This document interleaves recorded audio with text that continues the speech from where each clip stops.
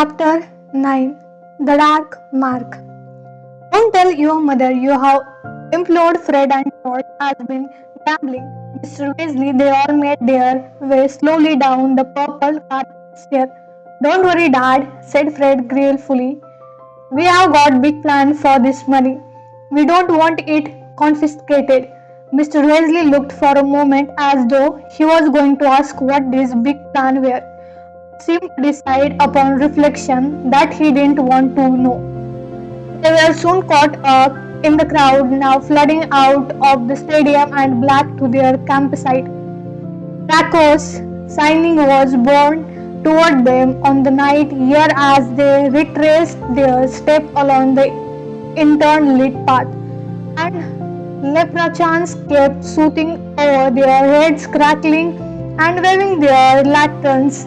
When they finally reached the tent, nobody felt like sleeping at all, and given the level of noise around them, Mr. Weasley agreed that they could all have one last cup of cocoa together before turning in. They were soon arguing enjoyable about the match.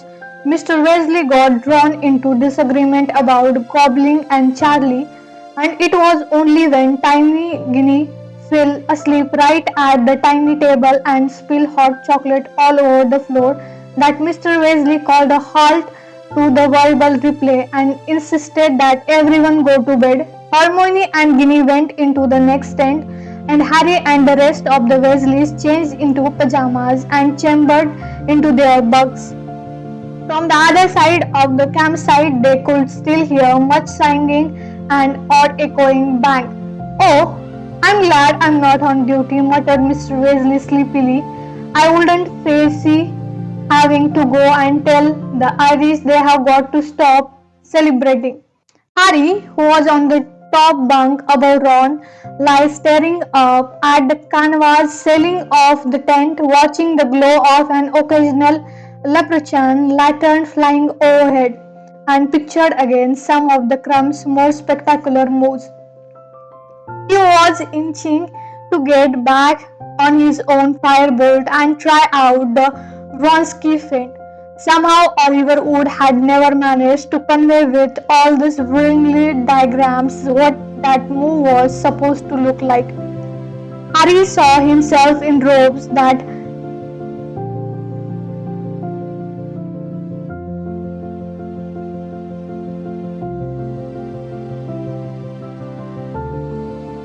had his name on the back and imagined the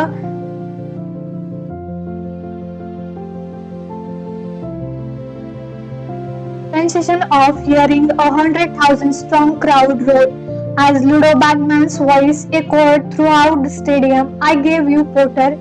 Harry never knew whether or not he had actually dropped off to sleep. His fantasies of flying like Crumb might well have slipped into actual dreams. All he knew was that quite suddenly Mr. Weasley was shouting, Get up, Ron! Harry, come on now, get up! This is urgent! Harry sat up quickly and the top of his head hit canvas. Matter, he said dimly. He could tell that something was wrong. The noises in the campsite had changed. The singing had stopped. He could hear screams and the sound of people running. He slipped down from the bunk and reached for the cloth, but Mr. Weasley, who had pulled on his jeans or his own pajamas, said, No time, Harry, just grab a jacket and get outside quickly. Harry did as he was told and hurried out of the tent, Ron at his heel. By the light of the few fires that were still burning, he could see people running away into the wood, feeling something that as moving across the field toward them. Something that was imitating odd flashes of light and noises like gunfire. Loud jeering, roaring of laughter, and drunken yells were drifting toward them. Then came a burst of strong green light which illuminated the scene. A crowd of wizards, tightly packed and moving together with wand pointing straight upward, was marching slowly across the field. Harry squinted at them. They didn't seem to have faces. When he realized that their heads were hooded and their faces masked, High above them, floating along the mid-air, four struggling figures were being controlled into Grodd's cube shape. It was as though the masked wizard on the ground, theater and the people above them were morally operated by invisible strings that rose above the wand into the air. Two of the figures were very small. More wizards were joining the marching group, laughing and pointing up at the floating bodies. Tent crumpled and fell as the marching crowd swelled. Once or twice Harry saw one of the marchers blast a tent out of his way with his wand. Several caught fire. The screaming grew louder. The floating people were suddenly illuminated as they passed over a burning tent, and Harry recognized one of them, Mr. Robert, the campsite manager. The other three looked as though they might be his wife and children. One of the merchant blow flipped Mr. Robert upside down with his wand. Her night dress fell down to reveal voluminous drawer, and she struggled to cover herself up as the crowd blew her scratches and hooted with glee. "That's sick," Ron muttered, watching the smallest muggle child, who had begun to spin like a top 60 feet above the ground, his head flopping, imply from side to side that is really sick. Hermione and Ginny came hurrying toward them, pulling coats over their night dresses, with Mr. Weasley right behind them. At the same moment, Bill, Charlie, and Percy emerged from the boys' tent, fully dressed, with their sleeves rolled up and their wand out. "We are going to help the ministry," Mr. Weasley shouted over all the noise, rolling up his own sleeves. "You lot get into the wood and stick together. I'll come and fetch you when you have sorted this out." Bill, Charlie, and Percy were already sprinting away toward the oncoming marchers. Mr. Weasley tore after them. Mr. Wizards were dashing from every direction toward the source of the trouble. The crowd beneath the Robert family was coming ever closer. "Come on," said Fred, grabbing Ginny's hand and starting to pull her toward the wood. Harry, Ron, Hermione, and George followed. They all looked back as they reached the trees. The crowd beneath the Roberts family was larger than ever. They could see the ministry wizard trying to get through it to the hooded wizard in the center, but they were having great difficulty. Look as though they were scared to perform any spell that might make the Robert family fall. The colored lantern that had lit the path to the stadium and been executed. Dark figures were blundered through the trees. Children were crying. Anxious shouts and panicked voices were reverberating around them in the cold night air. Harry felt himself being pushed higher and higher by people whose face he could not see. Then he heard Ron yell with pain. "What happened?" said Hermione anxiously, stopping so abruptly that Harry walked into her. "Ron, where are you?" "Oh, this is stupid Lumos." She illuminated her wand and directed its narrow beam across the path. Ron was lying sprawled on the ground, tripped over a tree root. He said angrily, getting to his feet again. "Well, with feet that size, hard not to," said drawling voice from behind them. Harry, Ron, and Hermione turned sharply. Draco Malfoy was standing alone nearby, leaning against a tree, looking utterly relaxed, his arms folded. He seemed to have been watching the scene at the campsite through a gap in the trees. Ron told Malfoy to do something that Harry knew he would never have dared say in front of Mrs. Weasley. "Language, Weasley," said Malfoy, his pale eyes glittering. "Hadn't you better be hurrying along now? You wouldn't like her spotted, would you?" He nodded at Hermione, and at the same moment, a blast like a bomb sounded from the campsite, and a flash of green light momentarily lit the tree around them. "What's that supposed to mean?" said Hermione definitely. "Granger, here after Muggle," said Malfoy. "Do you want to be showing off your knickers in mid-air? Because if you do, hang around. They are moving this away and it will give us a laugh." Hermione is a witch, Harry sneered. "Have it your own way, Potter," said Malfoy, grinning maliciously. "If you think they can't spot a mudblood, stay where you are." "You watch your mouth," shouted Ron. Everyone present knew that mudblood was a very offensive term for a witch or a wizard of Muggle parentage. "Never mind, Ron," said Hermione quickly, seizing Ron's arm to restrain him as he took a step forward toward Malfoy. There came a bang from the other side of the tree. What was louder than anything they had heard. Several people nearby screamed. Malfoy chuckled softly. "Scare easily, don't they?" he said lazily. "I suppose your daddy told you all to hide. What's he up to, trying to rescue the Muggles? Where your parents?" said Harry, his temper rising out. "There were masks, are they?" Malfoy turned his face to Harry, still smiling. "Well, if they were, I wouldn't be likely to tell you." "Should I, Potter?" "Oh, come on," said Hermione with disgust. "Look at Malfoy. Let's go and find the others."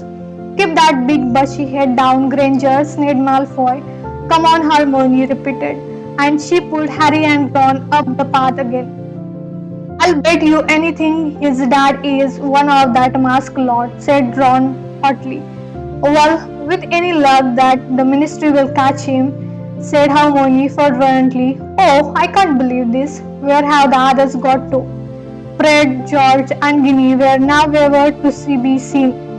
So the path was packed with plenty of other people, all looking nervously over their shoulder toward the communication back at the campsite. A huddle of teenagers in pajamas was arguing vociferously a little way along the path. When they saw Harry, Ron, and Hermione, a girl with thick curly hair turned and said quickly, "Oyster, Madam Maxie, no love spilled." What?" said Ron.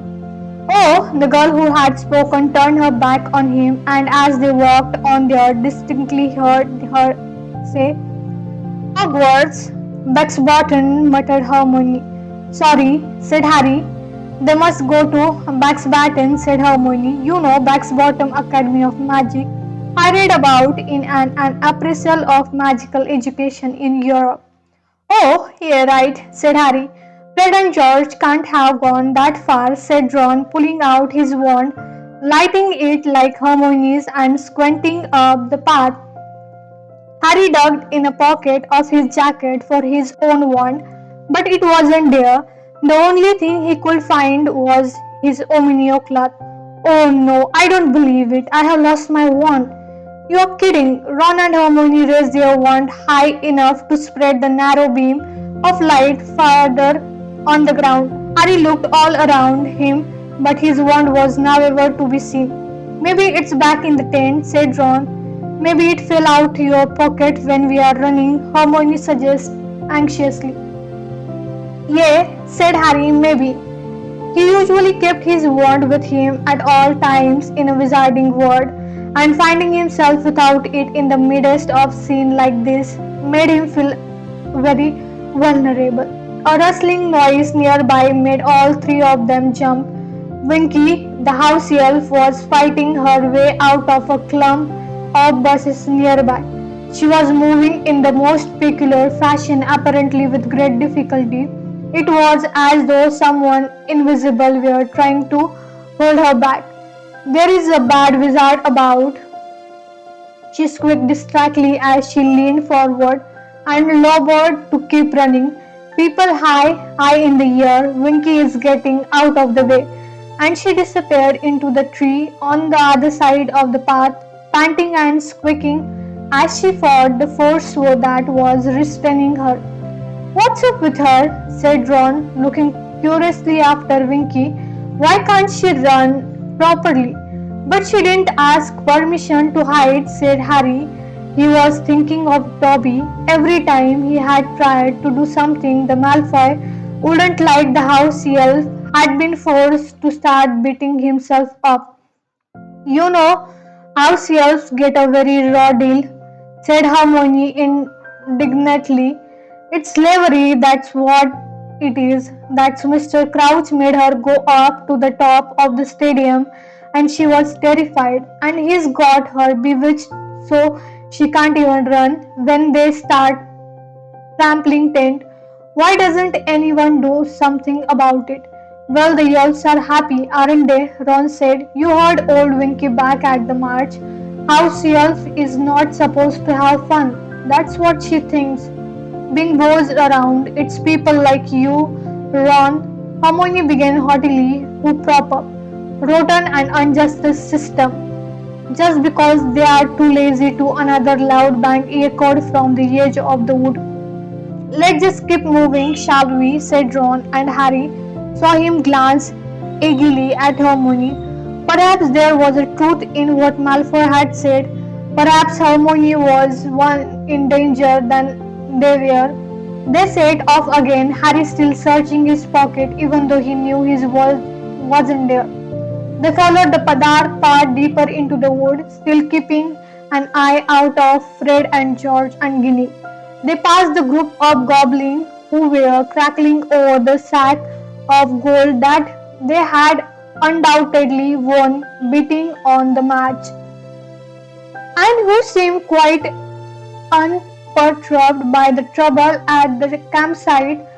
Farther still along the path, they walked into a path of silvery light, and when they looked through the trees, they saw three tall and beautiful villas standing in a clearing surrounded by a gaggle of young wizards, all of whom were talking very loudly. I pull down about 100 sack of gallon a year, one of them shouted. I'm a dragon killer for the Committee for Disposal of Danger Creature. No, you are not, yelled his friend. You are a dishwasher at the Leaky Cauldron. But I am a vampire hunter. I have killed about 90 so far. A 30 young wizard whose pimples were visible even by the dim, silvery light of the villa. Now cut in, I am about to become the youngster minister of magic I am. Harry snorted with laughter. He recognized the pimply wizard. His name was Stan Sunpike, and he was in fact conductor on the triple-decker night bus. He turned to tell Ron this, but Ron's face had gone oddly slack, and next second Ron was yelling, did I tell you I have invented a broomstick that will reach Jupiter? Honestly, said Hermione, and she and Harry grabbed Ron firmly by the arm, wheeled him around, and marched him away. By the time the sound of the villa had faded completely, they were in the very heart of the wood. They seemed to be alone. Now everything was much quieter. Harry looked around. I reckon we can just wait here. You know, we'll hear anyone coming a mile off. The words were hardly out of his mouth when Ludo Bagman emerged from behind a tree right ahead of them. Even by the feeble light of the two wands, Harry could see that the great change had come over Bagman. He no longer looked beyond and a rosy face. There was no more spring in his step. He looked very white and strained. Who's that? He said, blinking down at them, trying to make out their faces. What are you doing in here all alone? They looked at one another, surprised. Well, there is a sort of riots going on, said Ron. Bagman stared at him. What? At the campsite, some people have got hold of a family of muggles. Bagman swore loudly. Damn them, he said, looking quite distracted, and without another word he disappeared with a small pop. Not exactly on the top of things, Mr. Bagman, is he? Said Hermione, frowning. He was a great beater, though, said Ron, leading the way off the path into a small clearing and sitting down on a patch of dry grass. At the foot of the tree, the Wimborne Waps, who the language the league 3 times in a row while he was with him. He took a small figure of crumb out of his pocket, set it down on the ground, and watched it walk around like a real crumb. The model was slightly dark-footed and rounded-shouldered. much less impressive on his splayed feet than on his broomstick. Harry was listening for noise from the campsite. Everything seemed quieter. Perhaps the riot was over. I hope the others are okay, said Hermione after a while. They'll be fine, said Ron. Imagine if your dad catches Lucius Malfoy, said Harry, sitting down next to Ron and watching the small figure of Crumb slouching over the fallen leaves. He's always said he had liked to get something on him. That had wiped the smirk off old Draco Malfoy's face. All right, said Ron, those poor muggles thought, said Hermione nervously, that if they can't get them down, they will, said Ron reassuringly. They'll find a way. Mad though, who do something like that when the whole Ministry of Magic is out here tonight, said Hermione. I mean, how do they expect to get any with it? Do you think they have been drinking or are they just... But she broke off abruptly and looked over her shoulder. Harry and Ron looking quietly around too. It sounded as though someone was staggering toward their clearing.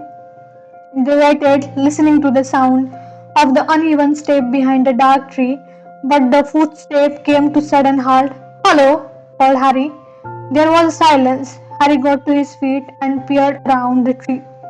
It was too dark to see very far, but he could sense somebody standing just beyond the range of his vision. Who is there? He said, and then, without warning, the silence was rent by a voice unlike and they had heard in the wood, and it uttered not a panicked shout, but what sounded like a spell. Morse mode, and something was green and glittering erupted from the patch of darkness Harry's eyes had been struggling to penetrate. It flew up over tree tops and into sky. What the? Gasped Ron as he sprang to his feet again, staring up at the thing that had appeared. For a split second, Harry thought it was another repulsion formation. Then he realized that it was a colossal skull, comprised of what looked like emerald stars, with a serpent protruding from its mouth like a tongue. As they watched, it rose higher and higher, blazing in the haze of greenish smoke, acted against the black sky like a new constellation. Suddenly, the wood all around them erupted with scream. Harry didn't understand why, but the only possible cause was the sudden appearance of the skull, which had now risen high enough to illuminate the entire wood like some grisly neon sign. He scanned the darkness for the person who had conjured the skull, but he couldn't see anyone. Who's there? He called again. Harry, come on, move. Hermione had seized the collar of his jacket and was tugging him backward. What's the matter? Harry started to see her face so white and terrified. It's the dark mark, Harry. Hermione moaned, pulling him as she could. You know whose sign? Voldemort's. Harry, come on. Harry turned. Ron was hurried, scooping up his miniature Crumb. The three of them started across the clearing, but before they had taken a few hurried steps, a series of popping noises announced the arrival of 20 wizards. Appearing from the thin air surrounding them, Harry whirled around and in an instant he registered one fact. Each of these wizards has his wand. Out of every wand was pointing right at himself, Ron and Hermione. Without pausing to think, he yelled, Duck! He seized two other two and pulled them down into the ground. Stuffy, roared 20 voices. There was a blinding series of flashes and Harry felt the hair on his head ripping as though a powerful wind had swept a clearing, raising his head. A fraction of an inch, he saw a jet of fiery and red light flying over them from the wizard's wand, crossing one another, bouncing off tree trunk, rebounding into the darkness. Stop! Yelled a voice he recognized. Stop! That's my son! Harry's ear stopped blowing about. He raised his wand a little higher. The wizard in front of him had lowered his wand. He rolled over and saw Mr. Weasley striding toward them, looking terrified. Ron, Harry, his voice sounded shaky. Hermione, are you all right? Out of the way, Arthur, said a cold, curt voice. It was Mr. Crouch. He had the other ministry's wizard. We are closing in on them. Harry got on his face to face them. Mr. Crouch's face was taut with rage. Which of you did it? He snapped, his sharp eyes darting between them. Which of you conjured the dark mark? We didn't do that, said Harry, gesturing up at the skull. We didn't do anything, said Ron, who was rubbing his elbow and looking indignantly at his father. Do you want to attack us for? Do not lie, sir, shouted Mr. Crouch. His wand was still pointing directly at Ron, and his eyes were popping. He looked slightly mad. You have been discovered at the scene of the crime, Barty whispered, a witch in a long woolen dress groaned. They are kid Barty. They had never have been able to. Where did the mark came from, you three? Said Mr. Weasley quickly. Over there, said Hermione shakily, pointing at the place where they had heard the voice. There was something behind the trees. They shouted word and incantation. Oh, stood over there, did they? Said Mr. Crouch, turning his popping eyes on Hermione now. Disbelief ate all over his face, said an incantation, did they? You seem very well informed about how that mark is summoned, Missy.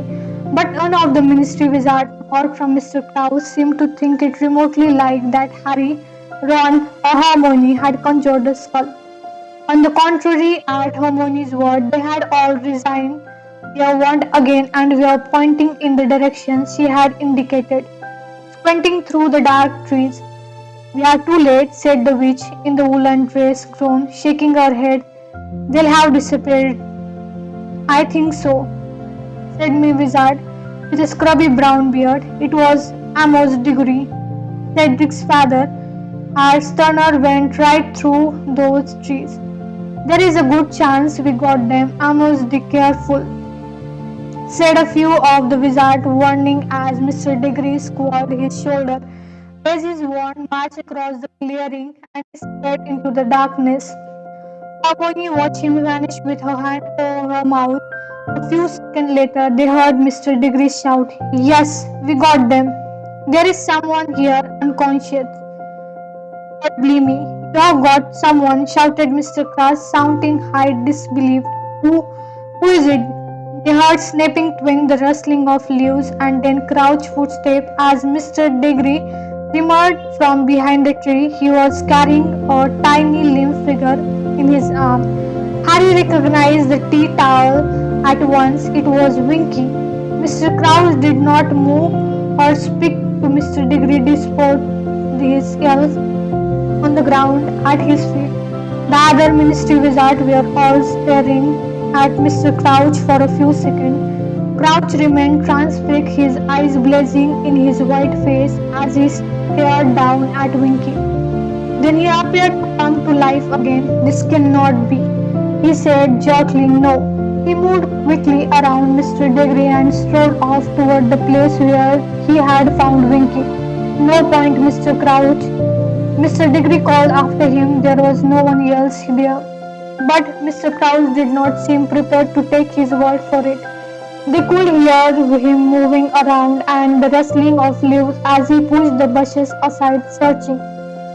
Embarrassing, Mr. Diggory, said grimly, looking down at Winky's unconscious form. Barty Crouch, Houseier. I mean to say, come off it, Amos, said Mr. Weasley quickly. You don't seriously think it was the elf? The dark mask, a wizard's sign. It requires a wand. Yes, said Mr. Diggory, and she had a wand. What? Said Mr. Weasley. Here, look. Mr. Diggory held a wand and showed it to Mr. Weasley. Had it in her hand so that Clause 3 of Code of Wand use broken. For start, no non-human creature is permitted to carry or use a wand. Just then there was another puff, and Ludo Bagman appeared right next to Mr. Weasley. Looking breathless and disoriented, he spun on the goggling upward at the emerald green skull. The dark mark, he panted, almost trembling. Winky, as he turned inquiringly to his colleagues. Who did it? Did you get them? Barty, what's going on? Mr. Crouch had returned empty handed. His face was still ghostly white, and his hand and his toothbrush mustache were both twinkling. Where have you been, Barty? Said Bagman. Why weren't you at the match? Your elf was saving your seat too. Gulping gargoyles, Bagman had just noticed Binky lying at his feet. What happened to her? I have been busy, Ludo, said Mr. Crouch, still talking in the same jerky fashion, barely moved his lip. And my elf has been stunned. Stunned by you a lot, you mean, but why? Comprehension dawned suddenly on Bagman's round, shiny face. He looked up at the skull, down at Winky, and then at Mr. Crouch. No, he said. Winky conjured the dark mark. She wouldn't know how. She had need a wand for a start, and she had one, said Mr. Diggory. I found her holding one, Ludo. If it's all right with you, Mr. Crouch, I think we should hear what she got to say for herself. Crouch gave no sign that she had heard Mr. Diggory, but Mr. Diggory seemed to take his silence for assent. He raised his wand, pointed at the Winky, and said, Reverend. Winky stirred feebly, her great brows eyes open, and she blinked several times in bemused sort of way. Watched by the silent wizard, she raised herself shakily into sitting position. She caught sight of Mr. Diggory's feet and slowly, tremulously raised her eyes to stare up into the faces. Then moved slowly, still she looked up into the sky. Harry could see the floating skull reflected twice in her enormous glassy eyes. She gave a gasp, looked widely around the crowded clearing, and burst into terrified sob. Elf, said Mr. Diggory sternly, do you know who I am? I am a member of Department of Regulation and Control of Magical Creatures. Winky began to rock backward and forward on the ground, her breath coming in sharp bursts. Harry was reminded forcibly of Dobby in his moment of terrified disobedience. As you see, Elf, the dark mark was conjured here a short while ago, said Mr. Diggory, and you were discovered moment later right beneath it. An explanation, if you please. I is not doing it, sir. Winky gasped. I is not knowing how, sir. You were found with a wand in your hand, barked Mr. Diggory, brandishing it in front of her, and as the wand caught the green light that was filling the clearing from the skull above, Harry recognized it. Hey, that's mine, he said, everyone in the clearing looking at him. Excuse me, said Mr. Diggory incredulously. That's my wand, said Harry. I dropped it. You dropped it, repeated Mr. Diggory in disbelief. Is this a confession? You threw it aside after you conjured the mark. I must think who you are talking to, said Mr. Weasley very angrily. Is Harry Potter like to conjure the dark mark? Of course not, mumbled Mr. Diggory, sorry, carried away. I didn't drop it there anyway, said Harry, jerking his thumb toward the tree beneath the skull. I missed it right after we got into the wood. So said Mr. Diggory, his eyes hardening as he turned to look at Winky again. Cowering at his feet, you found this wand, ye elf, and you picked it up and thought you had to have some fun with it, did you? I is not doing magic with it, sir, squealed Winky, tears streaming down the side of her squashed and bulbous nose. I is just picking it up, sir. I is not making the dark mark, sir. I is not knowing how. It wasn't her, said Hermione. She looked very nervous, speaking up in front of all these mysterious ones. Then determined all the same Winky's got a squeaky little voice, and the voice we heard doing the impression was much deeper. She looked around at Harry and Ron, feeling for their support. It didn't sound anything like Winky did it. Said Harry, shaking his head. It definitely didn't sound like an elf. Yeah, it was a human voice. said Ron. Well, we'll soon see, growled Mr. Degree, looking unimpressed. There is a simple way to discover the last spell of a wand performed. Yelf, did you know that? Winky trembled and shook her head frantically, her ear flapping as Mr. Degree raised his own wand again and placed it tip to tip with Harry's. Prior incatote roared Mr. Degree. Harry heard Hermione gasp Harry forehead as a gigantic serpent-tongued skull erupted from the point where the two wands met, but it was a mere shadow of a green skull high above them. It looked as though it were made of thick grey smoke, the ghost of a smell. Deleterious, Mr. Degree shouted, and the smoke skull vanished in a wisp of smoke. So, said Mr. Degree with a kind of savage stamp, looking down upon Winky, who was still shaking convulsively. I is not doing it, she squeaked, her eyes rolling in terror. I is not knowing how. I is a good elf. I isn't using wand. I isn't knowing how.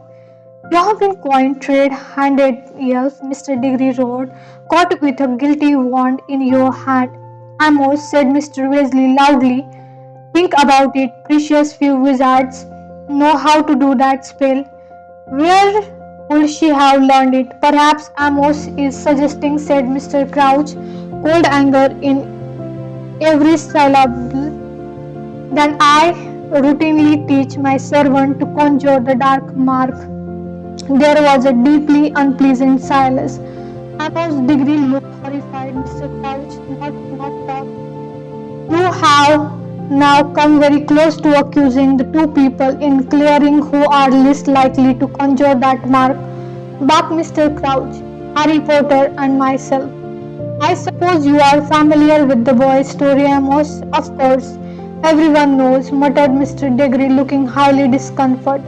And I trust you may remember the many proofs I give over a long career that I despise and detest the dark art and those who practice them. Mr. Crouch shouted, his eyes bulging again. Mr. Crouch, I never suggested you had anything to do with it. Amos Degree muttered again, now reading behind the scrub owl's braid. If you accuse my elf, you accuse me, Degree, shouted Mr. Crouch.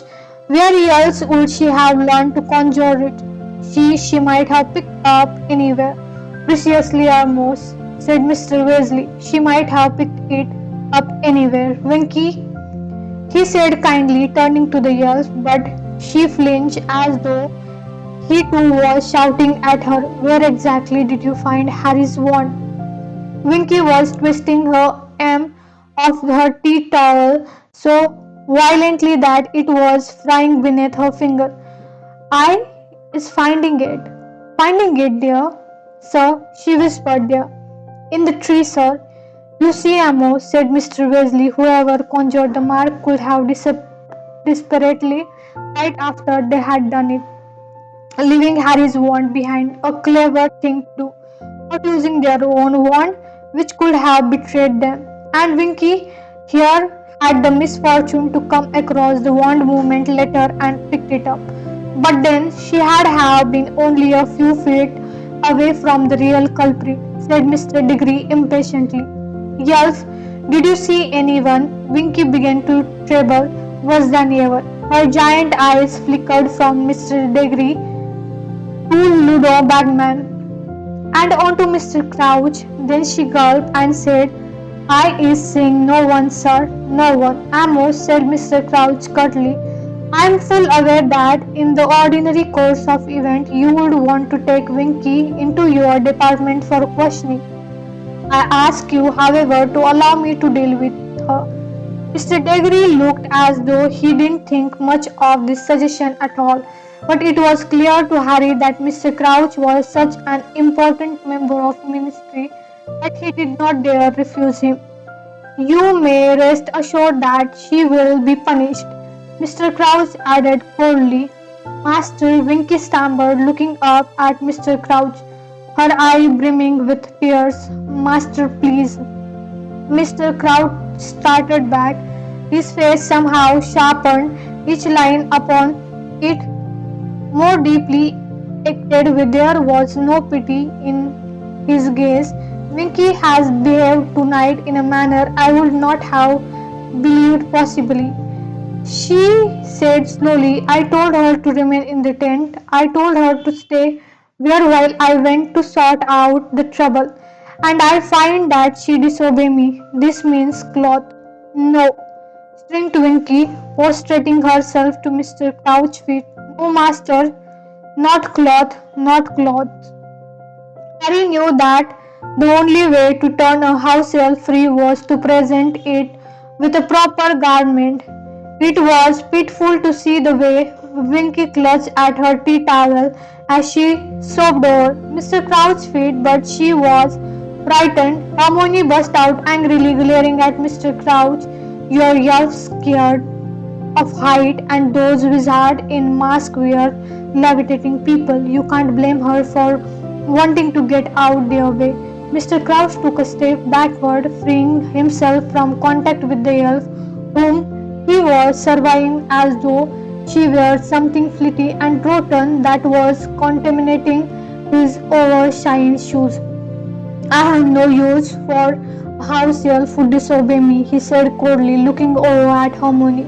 I have no use for the servant who forgets what is due to her master and to her master's reputation. Winky was crying so hard that her sob echoed around the clearing.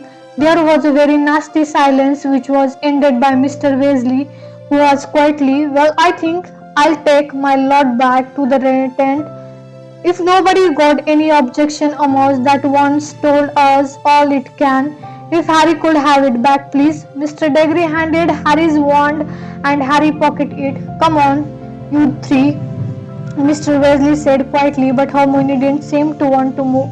Her eyes were still upon the sobbing elf. Hermione, Mr. Weasley said more urgently. She turned and followed Harry and Ron out of the clearing and off through the trees. What's going to happen to Winky? Said Hermione, the moment they had left the clearing. I don't know, said Mr. Weasley. The way they were treating her, said Hermione furiously. Mr. Diggory selling her elf all the time, and Mr. Crouch, he knows she didn't do it and is still going to sack her. He didn't care how frightened she's been or how upset she was. It was like she wasn't even human. Well, she's not, said Ron. Hermione rounded on him. That doesn't mean she hasn't got feeling, Ron. It discussed the way.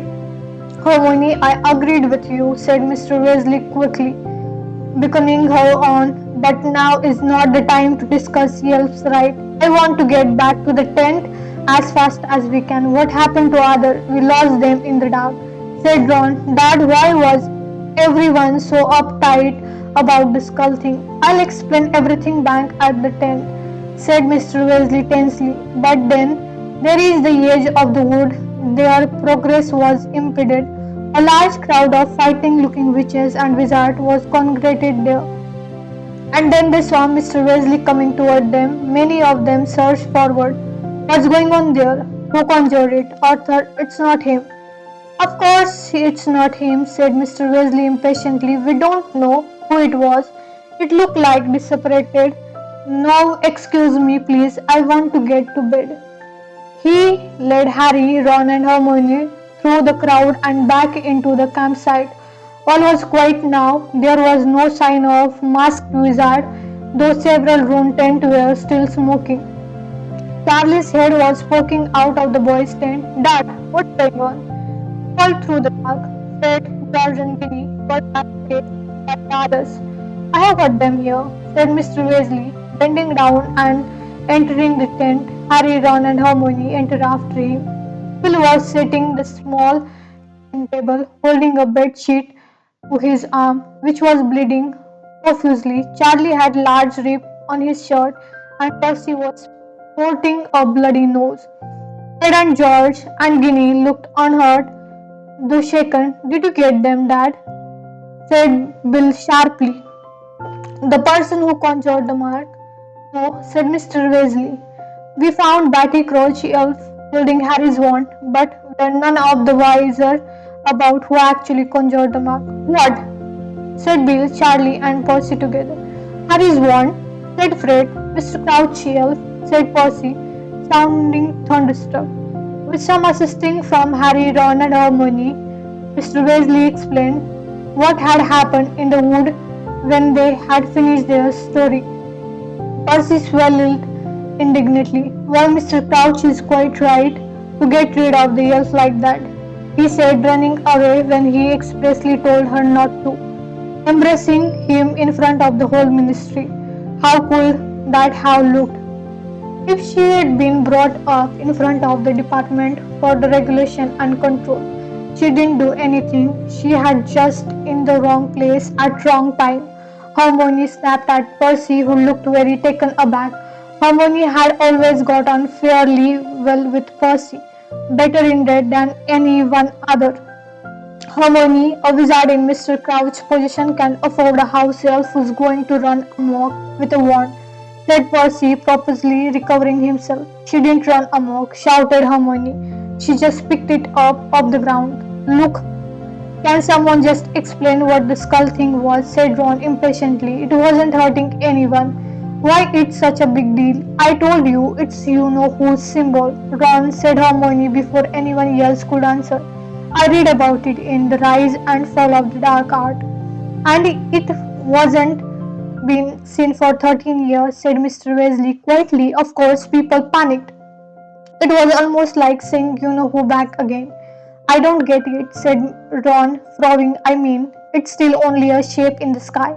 Ron, you-know-who, and his followers sent the dark mark into the air whenever they killed, said Mr. Weasley, the terror inspired.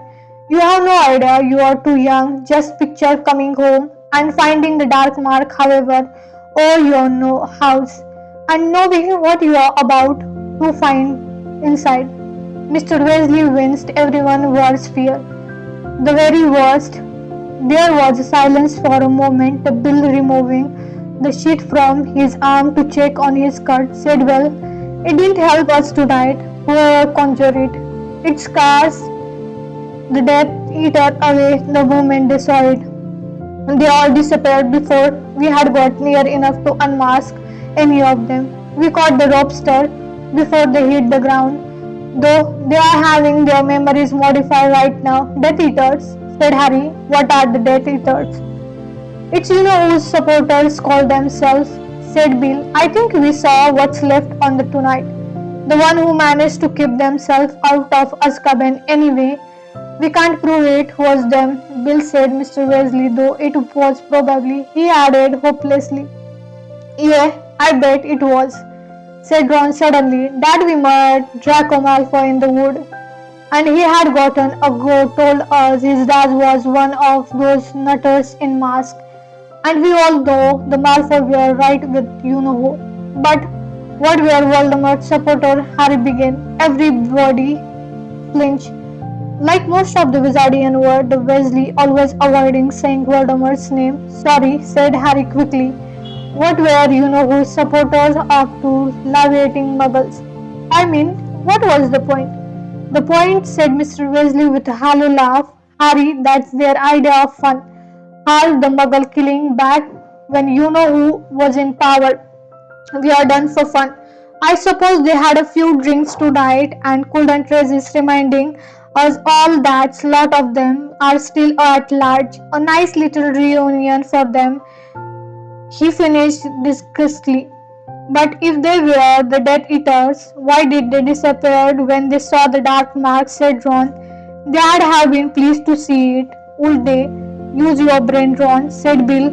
If they really were Death Eaters, they worked very hard to keep out of Azkaban when you-know-who lost the power and told all sort of lies about him, forcing them to kill and torture people. I bet they have been even more frightened than the rest of us to see him come back. They denied they had ever been involved with him when he lost his power and went back to their daily lives. I don't reckon he had me over pleased with them. Do you? So whoever conjured the dark mark, said Hermione slowly. Were they doing it to show supporter of Death Eaters or to scare them away? Your guess is as good as your harmony, said Mr. Wesley, but I'll tell you this. It was only the Death Eaters who ever knew how to control it. I had be very surprised if the person who did it hadn't been a Death Eater once, even if they are not now. Listen, it's very late. Is your mother here? What's happening? She will be worried sick. We'll get a few more hours to sleep and then start and get out of here. Harry got back into his bunk with his head buzzing.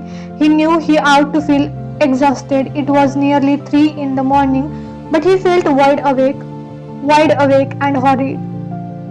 3 days ago felt like much longer, but it had only been 3 days. He had awoken with a scar burning, and tonight, for the first time in 13 years, Lord Voldemort's mark had appeared in the sky. What did these things mean?